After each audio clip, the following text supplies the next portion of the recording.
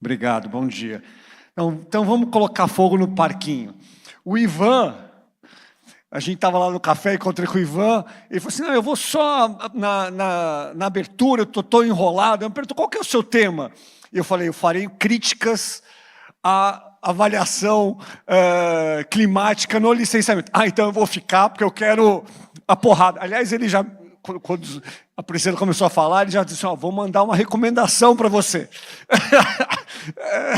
Não, a indicação foi essa. Ah, você assinou? Ah, tá bom. Ok. Bom, aliás, antes de começar, vou dizer uma coisa. Esses 2 últimos dias, teve evento de noite, jantar com o cliente, fui dormir tarde os 2 dias, e aí nossa querida presidente, que eu amo de coração, marcou para a gente sair de São Paulo às 6 da manhã. E aí nós viemos de van, né? E eu encostando e cochilando. Na hora que eu sentei aqui, eu falei, cara, eu acho que meu cabelo deve estar todo amassado, porque eu não passei. Então depois vocês dão uma olhadinha, se estiver empinado, vocês me avisem para poder arrumar. Tá ou não? Não? Não? Ah, ótimo, obrigado, eu arrumei, obrigado. Bom, mas eu quero primeiro dizer que é sempre um prazer atender os convites da Rosa, super querida. Nós estivemos juntos, inclusive, no Egito, né? Lá na COP. Então, quero aqui, tem vários amigos, né? Como o Ivan, estava brincando, mas eu adoro o Ivan, nós já estivemos juntos em outras mesas. O Georges, que eu disse que é o rei da Bahia, ele falou, não, quase, um príncipe da Bahia, né? Então, ele falou assim, está até com saudade, porque a gente fizemos evento juntos em Florianópolis, em Salvador, aqui em São Paulo. Burma, nosso presidente da UBA. Aliás, quero dizer que a ABIDEM, Associação Brasileira de Direito da Energia e do Meio Ambiente, eu, por acaso, também presido uma outra associação voltada para a mineração, mas a ABIDEM, aliás, fazendo esse recorte, a ABIDEM congrega profissionais de diversas especialidades, não só do direito, mas que tenham atuação na área ambiental ou no setor elétrico. Então, quem quiser participar será muito bem-vindo. Professora, prazer, não a conhecia. Muito obrigado, parabéns pela palestra. Então, vamos falar sobre isso, né? Como é que é o negócio aqui? Para lá. Isso, tá bom, obrigado. Então, meu primeiro comentário que eu acho que é relevante é dizer, a minha abordagem não será para negar as mudanças climáticas. E eu concordo com o que a Priscila disse. Sem dúvida, é uma questão que a gente, infelizmente, vê na prática, no mundo, não vê só no Brasil. Apesar de, como disse o Burman, nós temos falas descrentes, uma ou outra, mas há um consenso científico de que as mudanças climáticas, infelizmente, vieram para ficar e a gente não pode fechar os olhos para elas. Então, a minha questão é para onde a gente deveria direcionar nossas baterias. Porque é fácil a gente ser levado pelas questões, né? É fácil a gente ser levado pela gravidade das mudanças climáticas, porque elas são graves mesmo. E quando a gente discute as mudanças climáticas, eu vou eventualmente passar na frente de vocês me perdoem, só para o pessoal aqui não ficar com saudade. Então, obrigado, né? Bom, né? Assim, tá perto. Então é fácil quando a gente discute mudanças climáticas, a gente tentar discutir e incluir as mudanças climáticas em tudo que a gente faz. Como se isso fosse a solução para o problema. E, na minha visão, não é a solução para o problema. Porque quem aqui atua com licenciamento, hein? Levanta o braço, por favor. Não. Eu sei. Não, vocês eu sei. Tá bom. E aí, eu vou falar um pouquinho sobre licenciamento e eu vou dizer por que, na minha opinião, nós não deveríamos considerar as mudanças climáticas no licenciamento. Esqueci. Para lá. Tá bom. Mas antes, então, já que eu não encontrei, só fazer essa pergunta, que esse é o ponto central do que eu pretendo falar. O licenciamento ambiental, um instrumento de análise de impactos locais e diretos, é a arena adequada para a gestão de um fenômeno global, difuso e cumulativo como as mudanças climáticas? Inclusive, tive a oportunidade de escrever 2 artigos, um para o livro que o nosso querido Burman está coordenando, está para ser publicado, um outro que eu encaminhei para o professor Álvaro Sanches, da Universidade de Sevilha, também com essa abordagem das mudanças climáticas no licenciamento.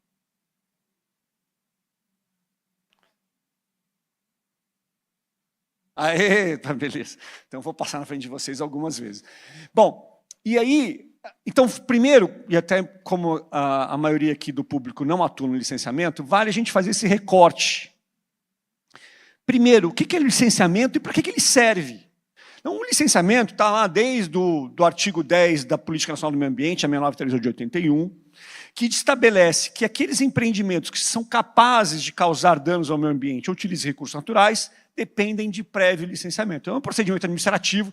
Esse conceito também está no artigo 1º, salvo engano, no artigo 2º, inciso 1, da Lei Complementar 140 de 2011, que trata da competência dos entes federativos em dar concretude ao parágrafo único do artigo 23 da Constituição, e, portanto, cabe ao Estado brasileiro, através dos seus diversos entes, municípios, estados e União, tratar dessa atuação, né, no poder administrativo, que é licenciar, fiscalizar e punir.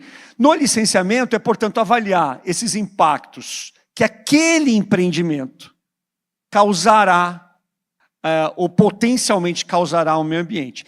E que impactos são esses? Esses impactos daquele empreendimento especificamente. Então, qual que é a finalidade? Avaliar e mitigar impactos locais e diretos de um empreendimento específico. Então, não cabe ao licenciamento discutir outros empreendimentos. Mas no fim das contas, se a gente não somar esses impactos, isso não interessa a humanidade? Claro que interessa a humanidade. Mas se a gente quiser o todo, a gente fica sem nada, porque, e é isso que eu vou tentar construir com vocês, é a nossa dificuldade de, no licenciamento, vocacionado para avaliar impactos locais, discutir questões que deveriam ser tratadas em políticas públicas. Entre os princípios que orientam o licenciamento, está prevenção e a precaução aplicados a danos previsíveis e geograficamente delimitados. Então, quando eu vou licenciar um empreendimento, eu avalio onde ele será localizado e quais são os impactos que aquele empreendimento pode gerar ao meio ambiente. Qual que é o foco do licenciamento? Opera na escala do projeto, não na escala de políticas macroeconômicas ou globais. É para isso que serve o licenciamento. E aqui, é uma coisa que eu falo com muita frequência quando eu falo sobre licenciamento, inclusive, Ivan, a gente está falando sobre o LAS, que acho um dos eventos que a gente já falou juntos, né? Nós estivemos juntos também, né, Priscila? E eu falando sobre licenciamento, falando sobre a Lei Geral do Licenciamento, tem algo que eu falo com frequência e falei dessa oportunidade também. É comum que a gente queira incluir no licenciamento tudo, como se o licenciamento fosse resolver os problemas da humanidade. E aí a gente transforma o licenciamento em algo que é um paquiderme. E não deveria ser. Não deveria ser, porque ele não interessa. Um processo de licenciamento que dura 12, 13, 14, 15 anos não interessa à sociedade, não interessa ao meio ambiente. E vale lembrar, né, que é direito fundamental, artigo 5º da Constituição, a razoável duração do processo, qualquer ele, inclusive dos processos de licenciamento.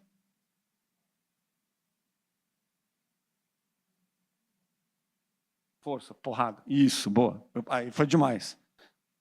E volta. Opa, boa.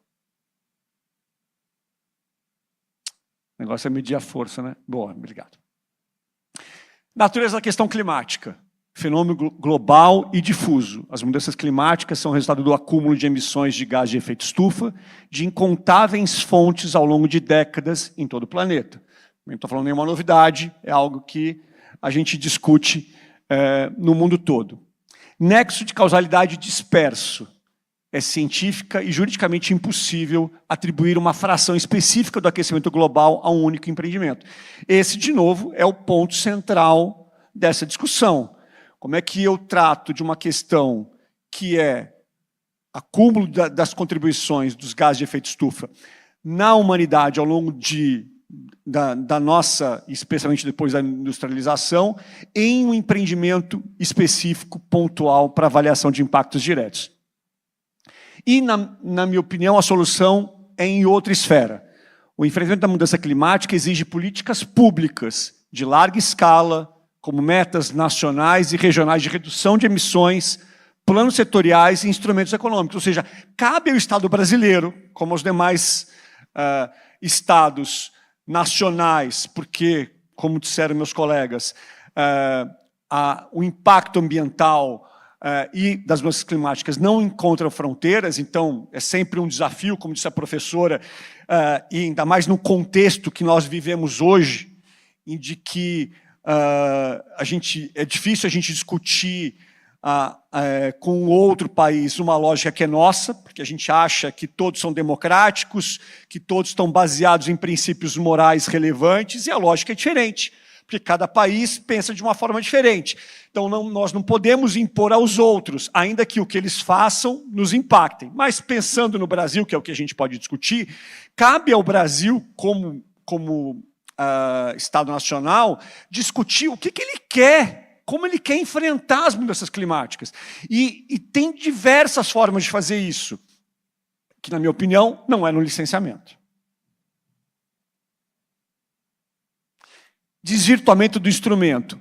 Por que a variável climática não cabe no licenciamento ambiental? Primeiro, incompatibilidade de escalas. É incompatível a análise de um problema global, que é o clima, a partir de uma ferramenta local, que é o licenciamento. Quebra do nexo de causalidade, que, aliás, é o ponto principal, que eu também vou abordar rapidamente, no que diz respeito à litigância climática. Essa é também, usando a expressão da Priscila, uma tendência global, como também acontece no Brasil, mas o licenciamento exige provar que a atividade causa um impacto específico. É essa a lógica dos estudos ambientais. Eu vou avaliar qual que é o potencial impacto que aquele empreendimento gerará ao meio ambiente. E, a partir dele, eu vou traçar medidas para tentar evitá-lo, para mitigar a sua extensão e para compensar aquilo que eu não puder mitigar. É essa a lógica do licenciamento. Na questão climática, esse nexo é rompido, tornando a responsabilização juridicamente frágil, na minha opinião.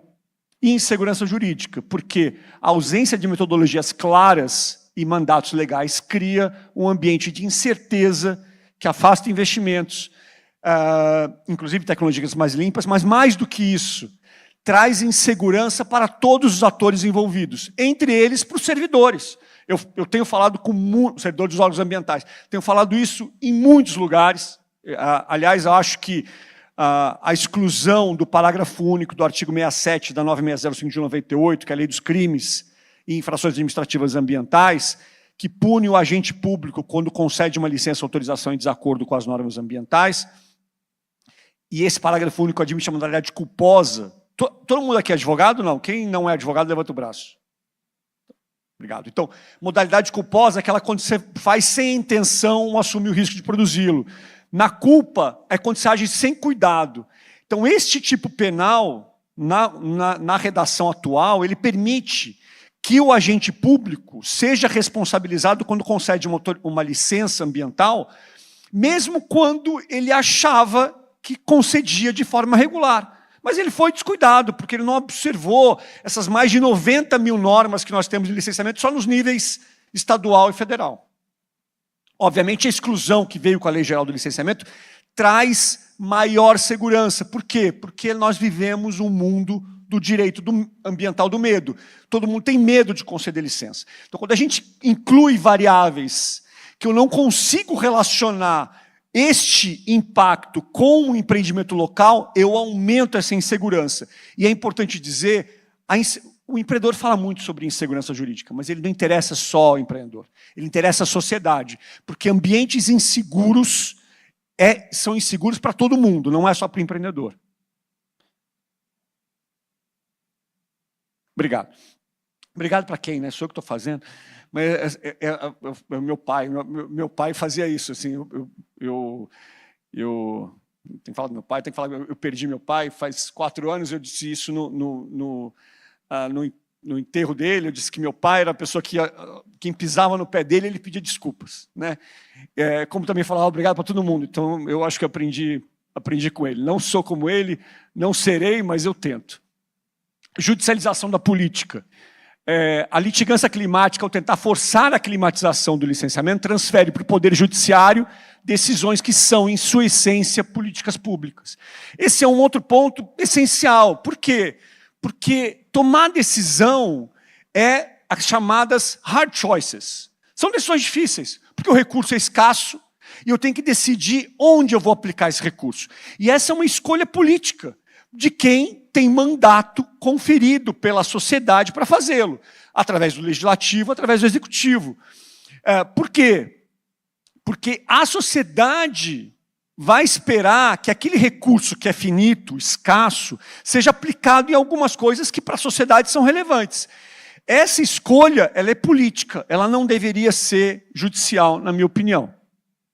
Então, portanto, como eu comentei, viola a separação de poderes. E limites da capacidade institucional. O judiciário não tem os instrumentos que o Poder Executivo tem para avaliar os impactos das mudanças climáticas, nem quais são as políticas que aquele Estado brasileiro, aquele Estado nacional, deveria adotar.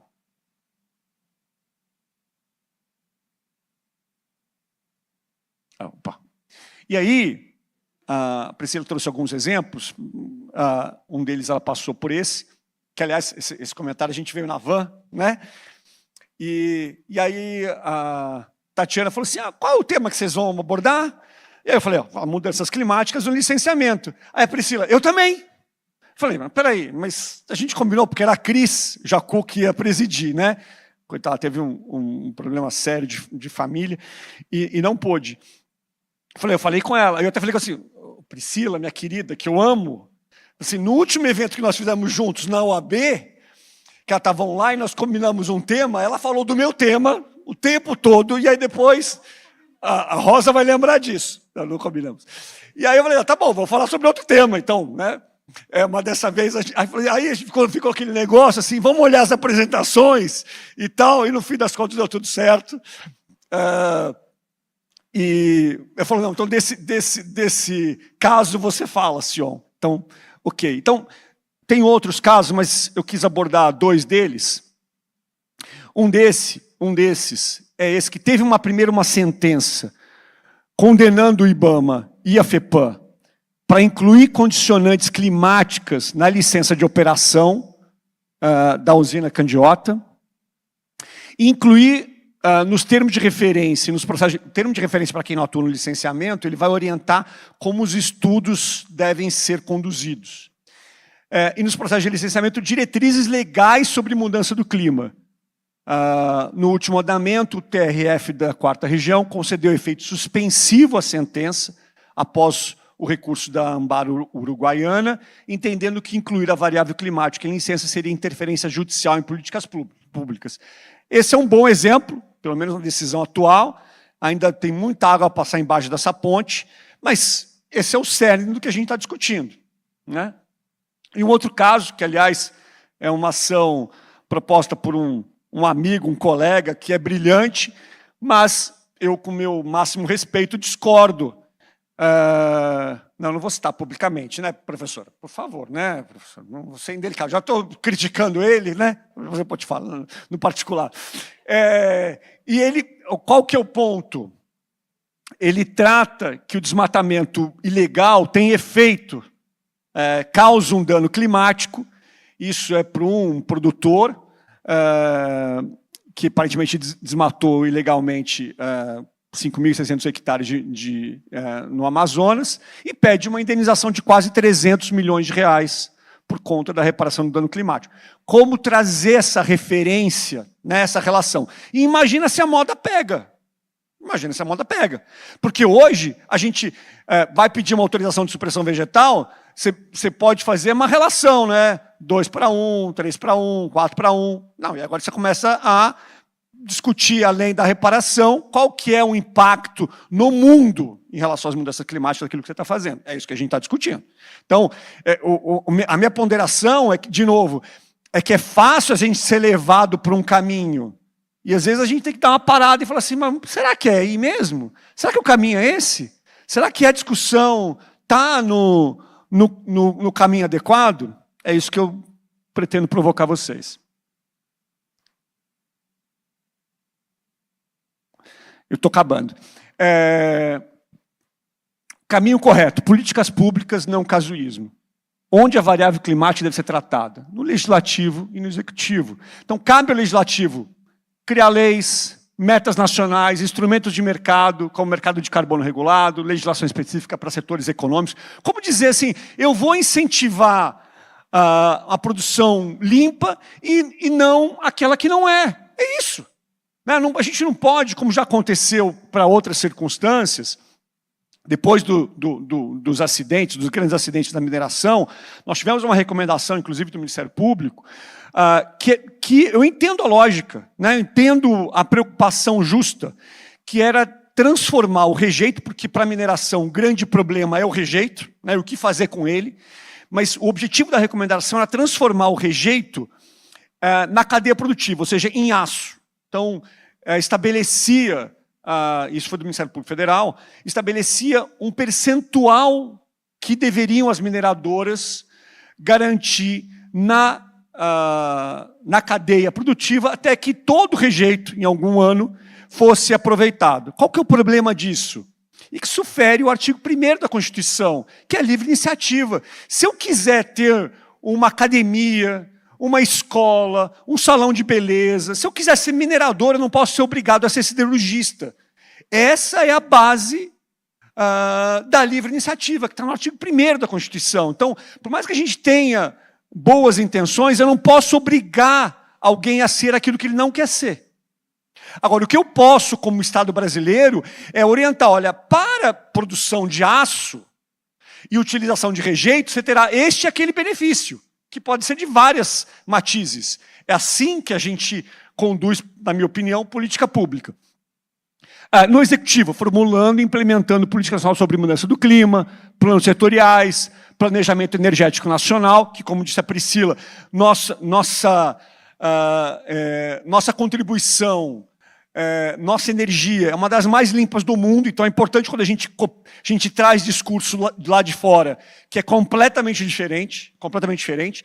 Eu estive, até um comentário que eu queria fazer aqui, quando eu ouvi sobre as dificuldades, eu estou vice-presidente do ICLEI América do Sul, que é a maior instituição não governamental do mundo, que congrega governos subnacionais, são milhares de governos subnacionais. E eles apoiam governos a, inclusive, trazer financiamento. Então, como o Burman comentou, porque tem recurso disponível, então o ICLEI trabalha com vários estados, eu não ganho dinheiro nenhum, é pro bono, mas faço isso com muito orgulho, faz esse trabalho de, entre outras coisas, né, ajudar programas de mudanças climáticas, a captar recursos, enfim. E o licenciamento, ele tem que ser, na minha opinião, vocacionado, focado na sua origem, que é controle de impactos ambientais locais e diretos, que garantam sustentabilidade na escala do empreendimento.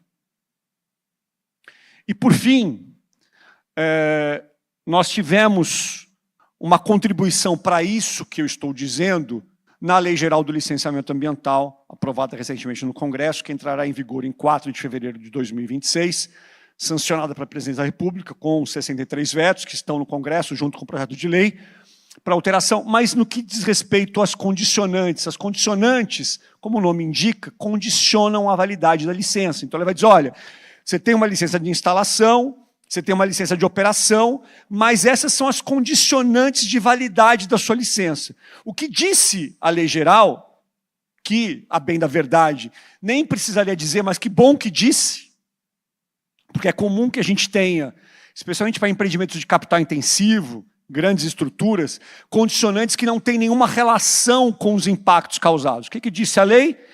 Que as condicionantes têm que ter uma relação, um nexo de causalidade com os impactos que o empreendimento gerará. Então, portanto, é mais um ponto a discutir essa variável, como incluir as mudanças climáticas, em que eu tenho uma dificuldade enorme de trazer, de relacionar os impactos daquele empreendimento com um efeito que é global e difuso. E eu acho que eu encerrei.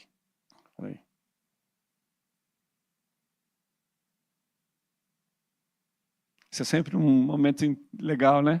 Opa, voltou. Exatamente, não é pessoal, né? Então, só o meu último slide. A preocupação com o clima é fundamental, como eu disse, mas, na minha opinião, a solução não está em desvirtuar instrumentos jurídicos consagrados como o licenciamento, que já é criticado por todo mundo. Tentar inserir a variável climática no licenciamento é um erro de alvo, na minha opinião. A inserção da variável climática no licenciamento ignora a distinção fundamental entre impactos locais e globais, fragiliza o nexo causal, cria profunda insegurança jurídica e representa um avanço indevido do judiciário sobre as competências dos poderes políticos. Embora bem intencionada, essa abordagem é juridicamente problemática, institucionalmente arriscada e desvirtua a finalidade do licenciamento sem gerar ganhos práticos para o clima. A luta contra as mudanças climáticas será mais eficaz com políticas públicas robustas, coerentes e democraticamente legitimadas, e não com a distorção casuística de ferramentas como licenciamento ambiental. O foco deve estar em fortalecer os instrumentos corretos para cada desafio. Obrigado, pessoal.